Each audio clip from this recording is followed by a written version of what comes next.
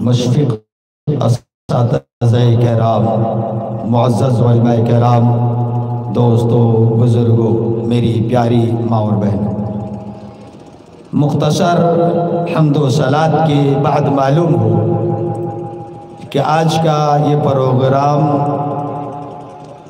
فضیلت الشیخ عین الحق صاحب فیضی نے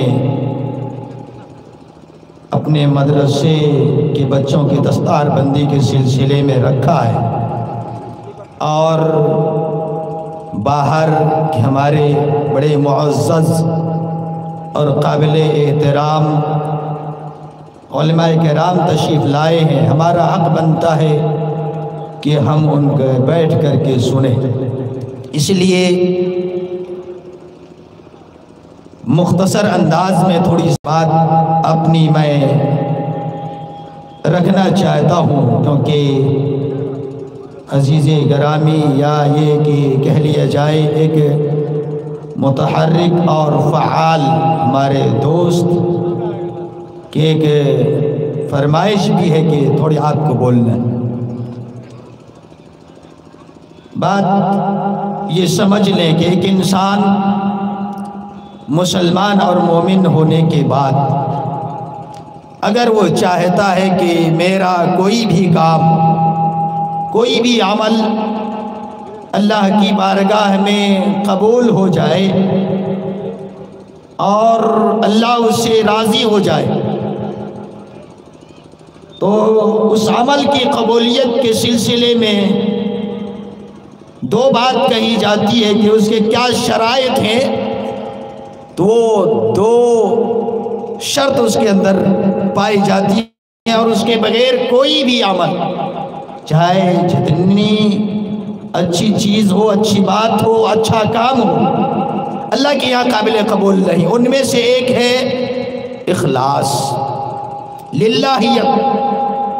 کوئی بھی کام ہم کر رہے ہیں جس میں ثواب کی امید رکھ رہے ہیں، اچھا کام خصوصاً ہو تو للہیت ہونی چاہیے، اخلاص ہونی چاہیے۔ اور دوسری شرط، وہ کام سنت رسول کے مطابق ہونے چاہیے، طریقہ محمد صلی اللہ علیہ وسلم ہونا چاہیے۔ اگر ان دو شرطوں میں سے کوئی ایک شرط ہم سے چھوٹ جائے، اگر اخلاص اور للہیت ہے، اگر طریقہ محمد صلی اللہ علیہ وسلم نہیں ہے، تو عمل قابل قبول نہیں ہے۔ اور اگر طریقہ محمد ہے صلی اللہ علیہ وسلم لیکن اخلاص نہیں ہے، تو ابھی عمل قابل قبول نہیں ہے۔ اسی لیے شاید اسی کو مد نظر رکھتے ہوئے امیر المؤمنین فی الحدیث محمد بن اسماعیل البخاری رحمہ اللہ نے اپنے بخاری شریف کے اندر جتنی حدیثیں انہوں نے ذکر کی ہیں بلا تکرار 4000، تو سب سے پہلی حدیث جو انہوں نے ذکر کیا ہے کتاب بدء الوحی میں، اور باب بانی باب کیف کان بدء الوحی الی رسول اللہ صلی اللہ علیہ وسلم، پہلی حدیث کے راوی عمر بن خطاب رضی اللہ تعالیٰ عنہ ہیں۔ اس میں کہتے ہیں عمر بن خطاب رضی اللہ تعالیٰ عنہ منبر رسول پہ کھڑے ہو کر کے انہوں نے کہا تھا، میں نے پیارے نبی صلی اللہ علیہ وسلم کو فرماتے ہوئے سنا، کیا کہ انما الاعمال بالنیات وانما لکل امرئ ما نوی، کہ عمل کا دار و مدار نیتوں پر ہے، اور نیت دل کے ارادے کا نام ہے۔ زبان سے کہنا یہ نہیں صرف ایک جگہ جہاں وہ حج کے سلسلے میں جو طریقہ محمد صلی اللہ علیہ وسلم ہے، ورنہ بقیہ میں سوچنا ہے کیا آپ چاہ رہے ہیں، یہ کام کر رہے ہیں کس لیے کر رہے ہیں، کسی کو دکھاوا ہے یا رب کی رضا اور اخلاص اس کے اندر ہے۔ تو امام بخاری نے ایک پیغام دیا، جتنے بھی بخاری کے درس والے دینے والے محدثین یا شیخ الحدیث ہیں انہیں بھی، اور جو بھی کوئی طالب علمی کے زمانہ گزار رہا ہو اور آخری سال کہہ لیا جائے یا اس سے 1 سال قبل، فراغت سے 2 سال پہلی جب بخاری کی پہلی جلد پڑھائی جاتی ہے تو پہلی حدیث بتائی جاتی ہے اور وہاں ایک پیغام دیا جاتا ہے کہ ابھی تک جو پڑھا اور جو پڑھ رہے ہو یا پڑھ کے بعد جو تمہیں کام کرنا ہے، امام بخاری کی اس حدیث کو نوٹ کر لینا۔ امام بخاری نے پیغام دیا، او بخاری پڑھنے والوں، او حدیث پڑھانے والوں، او حدیث کے پرچار کرنے والوں، سن لو، اگر نیت صحیح ہوگی تیرا کام صحیح اور اللہ قبول کرے گا۔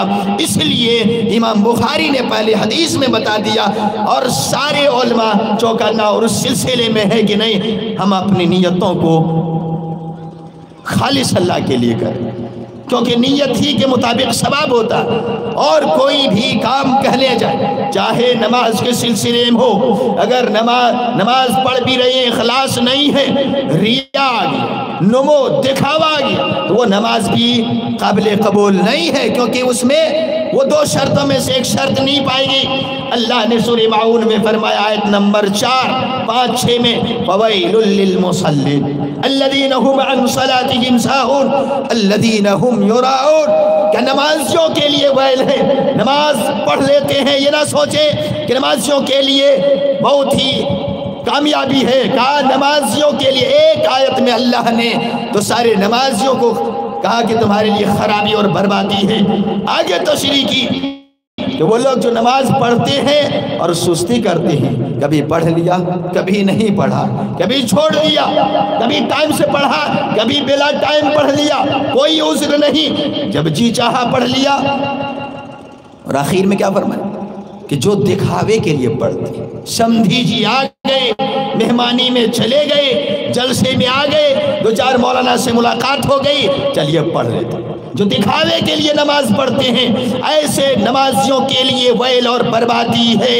پتہ یہ چلا نماز بھی اگر پڑھتے ہیں اس کے اندر خلوص ہونا شرط اور ضروری ہے، بغیر اخلاص اور خلوص کے نماز بھی قابل قبول نہیں ہے۔ روزے کے مسئلہ جب اگر لیا جائے تو روزے کے بارے میں پیارے نبی صلی اللہ علیہ وسلم نے فرمایا، بخاری کی روایت ہے، کتاب الایمان میں امام بخاری نے ذکر کیا ہے، حدیث نمبر 38 ہے، حدیث کے راوی ابو ہریرہ رضی اللہ تعالی عنہ ہیں، انہوں نے کہا، پیارے نبی صلی اللہ علیہ وسلم نے فرمایا، من صام رمضان ایمانا و احتسابا غفر له ما تقدم من ذنبه، جو شخص رمضان کے روزہ رکھے ایمان اور ثواب کی نیت، ثواب کی نیت کس میں کی جائے گی؟ اخلاص جس میں ثواب اللہ دیتا ہے، کام اللہ کے لیے کریں گے ثواب ملے گا، تو جو ثواب کی نیت کرے گا گویا اسے اس کے اندر اخلاص اور للہیت ہے، تو اس کا مفہوم مخالف لیجئے۔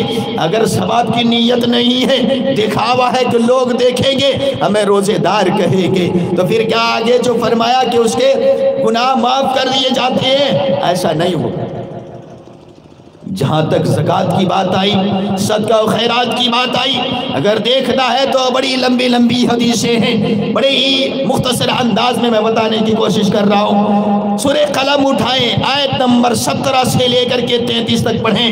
ایک آدمی تھا، اس کے کئی ایک بچے تھے، جب اس آدمی کا انتقال ہو جاتا ہے، بچے آپس میں پروگرام کرتے ہیں رات میں کہ ایک باغیچہ ہوتا ہے۔ اللہ نے کہا اِنَّا بَلَوْنَاهُمْ كَمَا بَلَوْنَا أَصْحَابَ الْجَنَّةِ إِذْ أَقْسَمُوا لَيَصْرِمُنَّهَا مُصْبِحِينَ وَلَا يَسْتَثْنُونَ فَطَافَ عَلَيْهَا طَائِفٌ مِّن رَّبِّكَ وَهُمْ نَائِمُونَ فَأَصْبَحَتْ كَالصَّرِيمِ۔ رات میں بیٹھ کر کے پروگرام کیا، نیت میں کھوٹ آ گئی، نیت خراب کر لیا۔ باپ تھا جو اس سے پیداوار ہوتے، جو پھل نکلتے، باپ 3 حصوں میں کرتا تھا۔ ایک حصہ کیا کرتا؟ اپنے بچوں کو کھلانے کے لیے، اپنے کے لیے رکھ لیتا، ایک حصہ غریب اور مسکینوں کو دیا کرتا تھا، اور ایک حصہ اسی باغیچے میں لگا دیتا تھا۔ بچوں نے کہا کیا رے ایسا ہم کیوں کریں گے؟ دل میں کھوٹ آیا، رات ہی میں پروگرام کیا رے، رات کو جاگے میٹنگ کی، 2-3 بجے رات اٹھنا ہے، جانا ہے، پھل تیار ہے، توڑ کر کے لے آئیں گے۔ کیا بات ہے؟ اللہ يدخلنها اليوم علیکم مسکین، بہت سارے غریب چلے آتے ہیں، ان کو پھل دینا ہوتا ہے، پھل نہیں دیں گے، رات ہی رات جائیں گے اور توڑ کر کے لائیں گے۔ اللہ نے کیا نقشہ کھینچا اس میں؟ کیا بتایا؟ پھل تیار، کھیتی پکی ہوئی، پھل آیا ہوا۔ اللہ خود قرآن میں کہہ رہا فطاف علیہا طائف من ربک وہم نائمون، میٹنگ کر کے سویا ہے۔ 11 بجے میٹنگ، 10 بجے میٹنگ، جو بھی ہو، اول وقت میں میٹنگ ہوئی، سو گیا، 2-4 گھنٹہ آرام کر لیں، رات کے آخری پہر نکلتے ہیں تاکہ جلدی توڑ کر کے لے آئے، کاٹ کر کے فصل لے آئے، کوئی غریب نہ جا سکے۔ اللہ اکبر۔ ارے غریبوں کو وہ پالتا ہے، یتیموں کی پرورش وہ کرتا ہے، لیکن ذریعہ کا کہ تمہیں کرنا ہے، اگر ان کے خیال تم نہیں کرو گے تو اس لائق نہیں ہو کہ تمہیں دولت مند بنا کر کے رکھے۔ اللہ نے کیا کیا؟ رات ہی رات میں بھیج دیا، اللہ نے فرشتے کو بھیجا، عذاب بھیجا، جو بھی شکل ہو، فَأَصْبَحَتْ كَالصَّرِيمِ، وہ کھیتی پکی ہوئی تو کٹی ہوئی کھیتی بن گئی۔ پہنچے، اب دیکھ رہے ہیں، کوئی بول رہا ہے رات میں پتہ نہیں جانا تھا ادھر، یہ تو گڑھے میں چلے آئے، ادھر کہاں کچھ ہے، رات میں ہم لوگ راستہ بھٹک گئے۔ کوئی بولتا ہے نہیں بھیا بات ایسی نہیں ہے، راستہ بھٹکے نہیں ہے، برباد ہو گئے۔ اس میں سے جو اچھا تھا وہ پہلے کہہ رہا تھا رکو رکو، کبھی ہوتا نہیں، آدمی کہتا رہے یہ واللہ یہ صحیح سوچ نہیں ہے، اس کو بدلو، تو آدمی اس کو نگلیکٹ کر دیتا، جاؤ تیری بات کیسے مانیں۔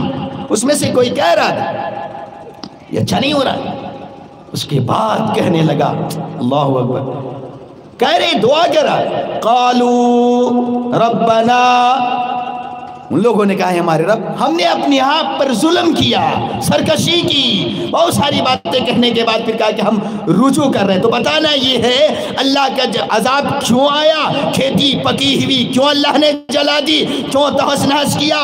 اخلاص ختم ہو گیا، غریبوں کو نہیں دیتا ہے۔ تو کوئی بھی معاملہ ہو، جب تک دل کے اندر اخلاص اور للہیت نہیں ہے وہ چیز قابل قبول نہیں ہے۔ اللہ کے نبی صلی اللہ علیہ وسلم نے مسلم شریف کی روایت ہے، کتاب البر والصلۃ والآداب میں ذکر کیا ہے، حدیث نمبر 2564 ہے۔ حدیث کے راوی ابو ہریرہ رضی اللہ تعالی عنہ ہیں، انہوں نے کہا پیارے نبی صلی اللہ علیہ وسلم نے فرمایا، ان اللہ لا ينظر الى صورکم ولا الى اموالکم ولكن ينظر الى قلوبکم واعمالکم۔ اے لوگوں سن لو، اللہ تمہاری شکل و صورت نہیں دیکھتا کہ بہت خوبصورت ہے، بہت ہی گورا ہے، یا جو بھی خاندان جس اعتبار سے لے لیا جائے، اللہ تمہاری شکل و صورت نہیں دیکھتا، اللہ تمہارے دولت کو بھی نہیں دیکھتا کہ یہ بلڈنگوں میں رہتا ہے، یہ ایسی روم میں رہتا ہے، کوئی بھی ہو اس کو بھی نہیں دیکھتا۔ دیکھتا کیا ہے؟ وَلَكِنْ يَنْظُرُ إِلَىٰ قُلُوبِكُمْ وَأَعْمَالِكُمْ، اللہ تمہارے دلوں کو دیکھتا ہے، اللہ تمہارے دلوں کو دیکھتا ہے۔ دل کو اللہ جب دیکھ لیا گویا اخلاص دیکھتا ہے، تمہارے اندر اخلاص اور للہیت ہے یا نہیں۔ وَإِلَىٰ اعمالکم، اور تمہارے اعمال دیکھتا ہے، تم کر کیا رہے ہو، وہی طریقہ محمد کہہ لیا جائے، عمل میں طریقہ محمد ہو اور دل کے اندر اخلاص اور للہیت ہو، اللہ دلوں کو دیکھتا ہے۔ اگر دل کے اندر اخلاص نہیں ہے تو کوئی کام قابل قبول ہے۔ اس لیے ہم بہت بڑی بات تو نہیں کہے، اپنے آپ سے بھی کہیں گے اور اس سے کہیں گے۔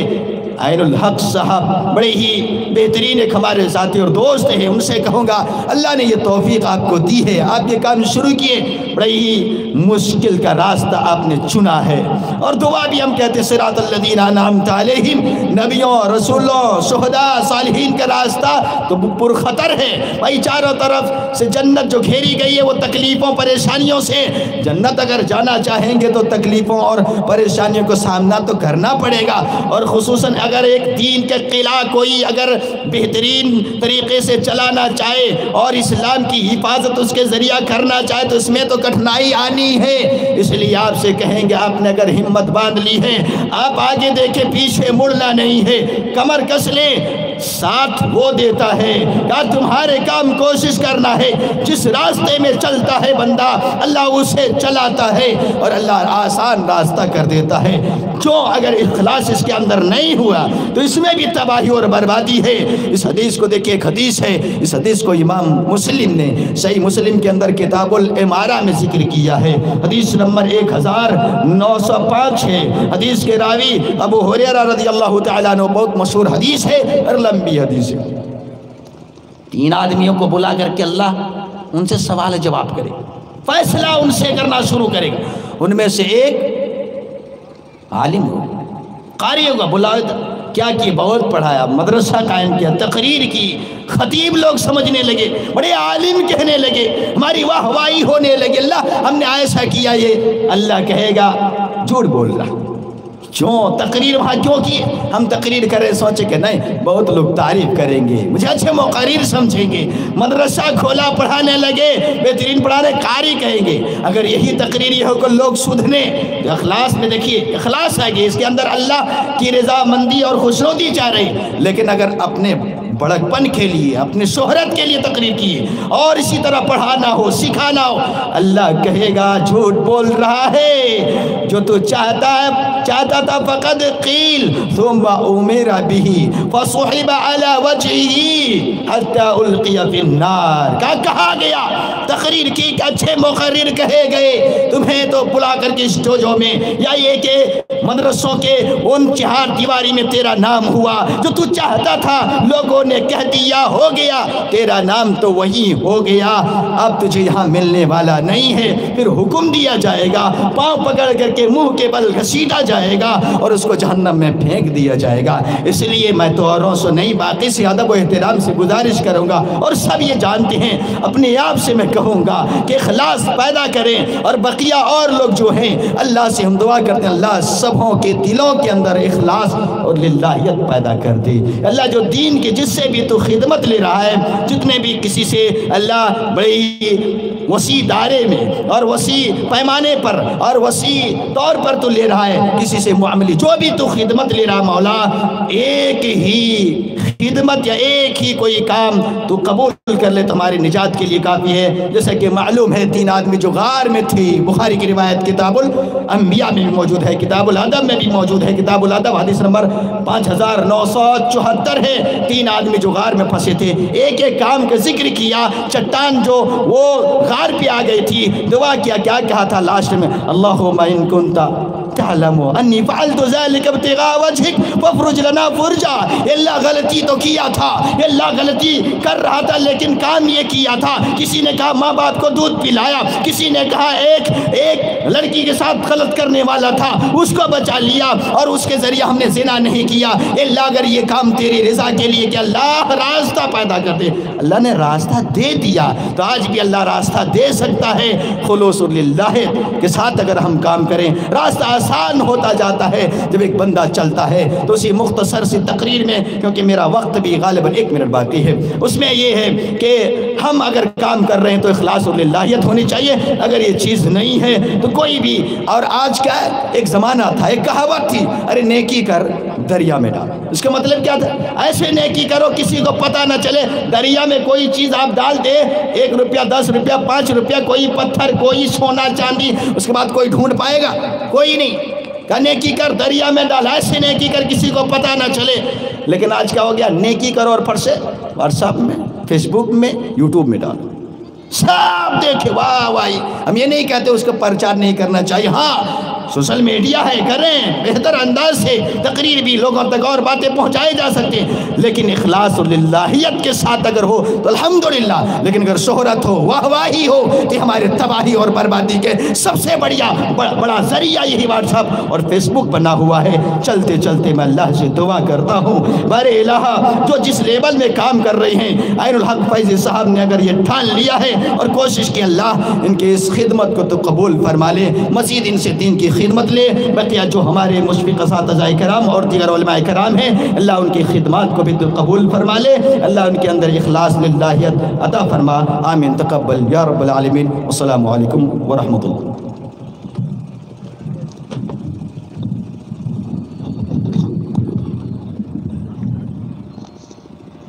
شکریہ۔